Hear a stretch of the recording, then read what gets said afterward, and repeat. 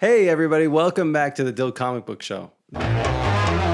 This week, I want to do something a little bit different than we usually do around here. I want to take us all the way back to that original Stan Lee, Steve Ditko run on The Amazing Spider-Man and talk about what made it so great and what made it so influential and show off a little bit of the genius behind some of those creative names, especially Steve Ditko and what he had going on that book. I feel like as comic book fans, we're rarely going back to those original runs, because they're so much older than most of us are. And it feels a little dated and it feels a little old fashioned sometimes in the way they're written and the way they're drawn. So I decided I'll go back and read these things so you don't have to. And hey, maybe I'll find something in them that you can really appreciate despite them being so old. So before we get into what made that original Amazing Spider-Man run so great, I think it's important when we're reading old comic books to understand context. So let's jump back in time now to 1963 to where that Stan Lee, Steve Ditko run really began. The year is 1963.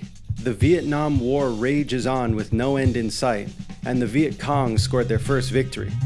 Cold War paranoia reaches fever pitch as the Soviet Union hosts Fidel Castro. Martin Luther King makes his famous speech, entrusting us with the visions of his dreams, and President John F. Kennedy is assassinated in Dallas, Texas on live TV. But it wasn't all bad. The Beach Boys and the Beatles dominated the airwaves, James Bond's From Russia with Love was playing at the movies, and you could still buy a house in a major US city for less than $50,000, snuggle up on the couch with your family around the TV at night, watch Johnny Carson on The Tonight Show, and live a relatively happy, fulfilling life. Meanwhile, over in New York City at Marvel Comics, things were changing and they were changing fast. Then editor Stan Lee had already established himself at Marvel and was working his way around the clock trying to sell as many funny books as possible. Hi, I'm Stan Lee, editor of the Marvel Comics group of superhero comic magazines. He was doing a lot more than that though too. He was pioneering a new kind of story and a new kind of hero. And a couple years earlier in 1961, Stan Lee and Jack Kirby teamed up to create the Fantastic Four. And this was no mere superhero book for kids. This was the true beginning of the Silver Age, where storylines would be more complex and heroes would have more flaws, making comic books more appealing to a wider, slightly more mature audience. It was here then, in the pages of a soon-to-be discontinued title called Amazing Fantasy, that Stan Lee and artist Steve Ditko put an origin story together about a teenage boy called Peter Parker, who was bitten by a radioactive spider and for once and all came to be known as Spider-Man.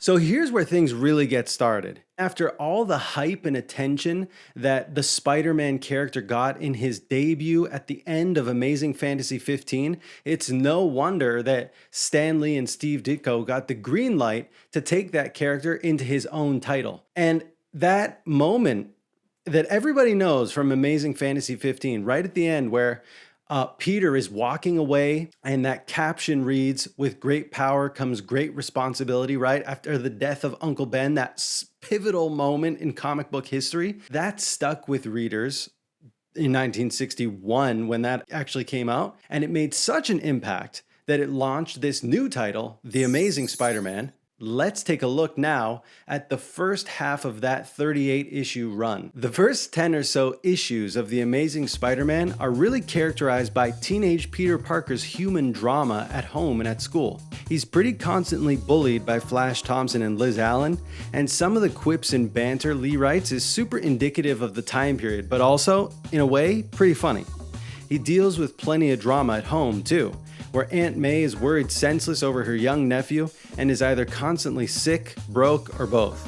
Pete has to get an after-school job shooting photos for the Scrooge-like madman at the Daily Bugle, J. Jonah Jameson, and falls in love with his secretary, Betty Brant. Pete's got a lot on his shoulders for a kid. And how strange is it, by the way, that 16-year-old high school nerd Peter Parker ends up working part-time at J. Jonah Jameson's newspaper, and somehow Betty Brant and him fall in love? Like, what's the age gap there? The book is more or less written like a classic old villain of the week type of thing early on, where every issue Lee and Ditko introduce us to some new wacky over-the-top villain and plenty of 60s style hoodlums and gangsters too. And while looking back at a lot of these older issues may feel really like, old-fashioned and old-timey, they're actually chock full of really great ideas. Consider this. In the first 10 issues of Amazing Spider-Man, you meet the aforementioned supporting cast members J. Jonah Jameson and Betty Brant, as well as the Vulture and the Tinkerer in issue 2, Dr. Octopus in issue 3, the Sandman in issue 4, the Lizard in issue 6, the Living Brain in issue 8, and Electro in number 9. That's an unbelievable amount of creativity. It's insane. How funny is it, by the way Ditko draws J. Jonah Jameson and Betty Brant's faces? If we saw an artist try this today, we'd think, oh, okay, here goes a guy doing caricatures of characters we know from back in the day. But Ditko just draws them that way. Maniacal J. Jonah Jameson and the most melodramatic Betty Brant you can imagine. Something has to be said too about how cool the character designs are for all these new characters. And some of these, think about it, have really lasted the whole test of time. Nowadays, for example, we see the Sandman in the Amazing Spider-Man movies, or we see Doc Ock in the Amazing Spider-Man video games, and we know some of these villains just as much as we know some of these heroes. And that's pretty rare, especially characters coming all the way from the Silver Age of comic. Kudos to Ditko on the art there, because the character design really stands out in these early issues. So while the dialogue may be a bit heavy-handed and the captions may be a little stifling and overwhelming, there's an unreal amount of ingenuity in those early issues of Spider-Man. And it doesn't stop there. As the Lee Ditko era progresses, we meet the likes of the Green Goblin, more on him later, Kraven the Hunter, the Scorpion, and pivotal supporting cast members like Gwen Stacy and Harry Osborn. A lot gets made online about Stan Lee and Steve Ditko and their personal and creative differences, and why the run ended and how things changed once it did. I think the Green Goblin is a perfect example of a lot of those things. According to Steve Ditko himself, and this is a quote, Stan's synopsis for the Green Goblin had a movie crew on location finding an Egyptian-like sarcophagus. Inside was an ancient mythological demon, the Green Goblin. He naturally came to life. On my own, I changed Stan's mythological demon into a human villain. I rejected Stan's idea. A mythological demon made the whole Peter Parker Spider-Man world a place where nothing is metaphysically impossible. This is why, as early as issue 14, with the introduction of the Goblin, we start to see a totally different Amazing Spider-Man comic. Instead of it being a typical villain of the week book, we start to see a more grounded street-level approach. And we start to see Ditko tell these stories his way instead of Stan Lee's way. If it wasn't for this shift in approach, we probably don't talk about this run of Amazing Spider-Man with as much appreciation. Anyway, the mystery of the Green Goblin is one of the great through lines of the original run, and that's all on Ditko.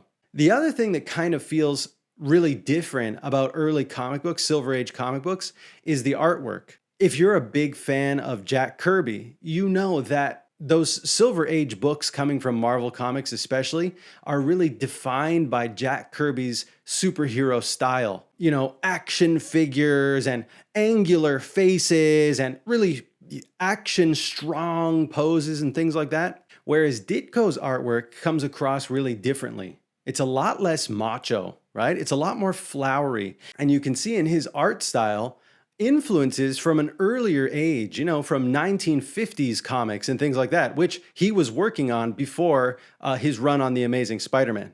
And just as an aside, while Steve Ditko might be best known for his work on Spider-Man, I personally prefer his run on Doctor Strange. We'll get to that one of these days too. But it's the second half of this run where the book really hits legendary status for me. Let's take a look. We can't really be sure when, but somewhere along the way, Ditko gets a lot more control over what goes on in an Amazing Spider-Man comic. And by the 25th issue is even receiving credit for plotting them out, something he demanded he be given if rumors are true. It's actually this shift in responsibility, with Stan Lee simply writing dialogue and sacrificing the rest of this storytelling to Ditko, where Amazing Spider-Man truly takes off. Probably the greatest highlight of the second half of the run is in issue 33, where Peter's world is basically collapsing around him. Aunt May is dying in the hospital, Dr. Connors is waiting on a special serum to save her life, Doc Ock is holding that very serum hostage, and now, at the very beginning of this issue, Spidey is trapped under the weight of some incredible piece of machinery, and water is pouring in, and time is running out. Are you ready? Because here comes true heroism. From what was a comic book about a teenager taking on more responsibility than he could manage, from dealing with the guilt of his uncle's death, from having to take care of his little family by working with the maniacal J. Jonah Jameson at the Daily Bugle, to having to assume a secret identity to benefit the greater good. Here is that crowning moment where a boy grows into a man. You can feel the strain and the anguish, the refusal to give in. Ditko finds a way to submerge you as well as Spider-Man in this moment. It's claustrophobic and constrictive, and as Spider-Man strains every fiber of his being to escape, it almost harkens back to the mythology of old, the Herculean feats, the Sisyphusian stone. And then, little by little, Spider-Man pushes himself free. This is insane cartooning, some of the best ever. Not just some of the best from Amazing Spider-Man or of the 1960s, but some of the best of all time. That is quintessential comics, and this moment, aside from Spider-Man's tragic origin story, really seals the character's fate as one of the great characters in comic book history. Holy smokes, right? There are few comic books in comic book history that can boast such emotional depth and variety of characters and a really realized little world in such a little space of time. Remember, this run is only 38 issues long. It's just over 3 years long. You might be thinking, well, what about Batman? He's got a huge rogues gallery. There are tons of Batman villains and tons of emotional depth, just as an example. And that may be true. But Stan Lee and Steve Ditko achieve, this breadth of creativity in just a few years. It's unbelievable and unprecedented, and it's no wonder it's as beloved as it is. The run comes to an end after only 38 issues, and while the run may suffer from dense dialogue and old-timey captions and some kind of weird Ditko artwork, at least compared to the polished stuff we're used to today, there's no doubt that it's a real fundamental work and that it lays the foundation for later comics, maybe more than any other run in history. Maybe. If it wasn't for this run, we'd never have, well, I can't even say. It's that fundamental and it's that foundational a work. And regardless of what you think of old-fashioned comics or, Silver Age comics, you owe it to yourself, if you're a comic book fan or a Spider-Man fan, to go back to that initial Stan Lee, Steve Ditko run and get right into it, because there's so much creativity there and it's so perfect a run and powerful a run that it really can't be ignored despite its age. Well, that's all for today, folks. So if you can, drop a like on the video and let me know in the comments what you think of this new style thing we're doing here at the Dill Comic Book Show. I'd really appreciate some feedback. That would be cool. Anyways, I'm Dill Comic Books, and I'll see you next week.